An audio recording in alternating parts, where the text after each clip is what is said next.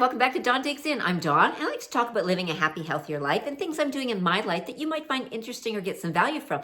And today I want to talk about the struggle with water. Do you struggle getting your water in every day? It's really normal if you do. A lot of us struggle with it. I'm going to give you a bunch of tips today that I think will really help you with your water consumption. But the first thing is figuring out how much water you should drink in a day. Now, you will hear a lot of different numbers on what people think you should drink, from a liter to a gallon of water. I find half of my body weight is a really good number for me personally. And this varies depending on summer or winter. In the summer, I'm going to drink more, obviously, because it's hot and I'm sweating more, so you need to drink more water. In the winter, it's not as hot, so I may not be consuming quite as much liquid. Now, the 64 ounces is my base rule, so I get that in no matter what, and then I adjust from there. In the summer, I'll go up to 100, 120, and in the winter, I'll stay around the 64, maybe a little bit less, just depending. But that is my rule of thumb for where I sit on my water. Half of your body weight is a really good number. Now, let's get into our tips. Number one, gulps. 5 big gulps. Now, I know this sounds daunting, but don't let it be, because this is the easiest way to get that water in. I don't want you sipping on this. I want you to take a drink. So I'm going to take a drink with you just to show you what that looks like for me.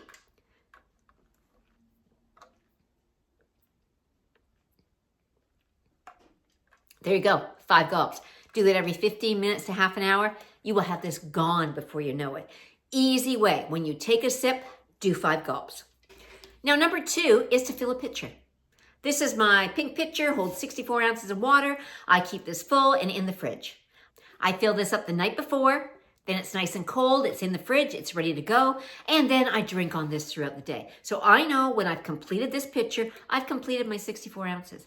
Very simple. Easy enough to do. Number 3 is switching between hot drinks and cold drinks. You don't always have to drink straight water. You can do the lemon ginger tea. You can maybe do some other herbal remedies, but switching between hot and cold is a really good way to make sure you get your water in without it just being plain water all the time. Number 4 is add some flavor. Flavor your water. It's so important that you add a little bit. If you want to drink it plain, that's great, but you don't have to drink it plain. Don't be overwhelmed thinking, I have to drink all this water and I can't put anything in it.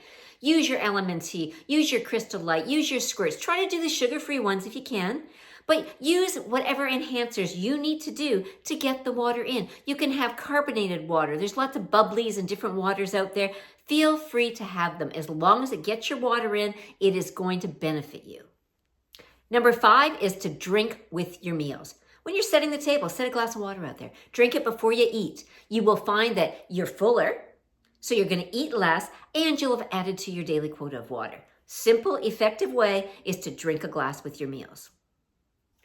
Number 6, if you drink a lot of coffee or tea during your day, caffeinated coffee and tea, you will need to have additional water. Coffee and tea with the caffeine in them can be very dehydrating. So you'll need to have extra water to counteract that. So if you do find you drink a lot of coffee, throw in an extra glass of water. Number 8, eat vegetables and fruit that are high in water. Most fruit and vegetables have a huge water content, over 90%. Having your lettuces, your celeries, your zucchinis, your cucumbers, these are all full of water. Eat your vegetables, eat your fruits, that counts towards your water intake. Number 9 is a reusable water bottle. Now, I personally like one that's clear. Personal preference, as long as you can see how much you've drank in there, that is the important part. If your cup is totally closed in, you're not necessarily going to know how much you've drank because they're heavy. Even when they're empty, they're heavy. So I like a cup that is clear, like mine, just because it allows me to see how much I've drank. Or measure it out before you go in so that you know I need to drink whatever's in this cup before I get back home. Number 10, set timers. Now, a lot of watches, Fitbits, phones have apps that you can use to keep track of your water. You can set an alarm that will go off every half an hour for you to take a drink of water. You can keep track of your water in your Fitbit.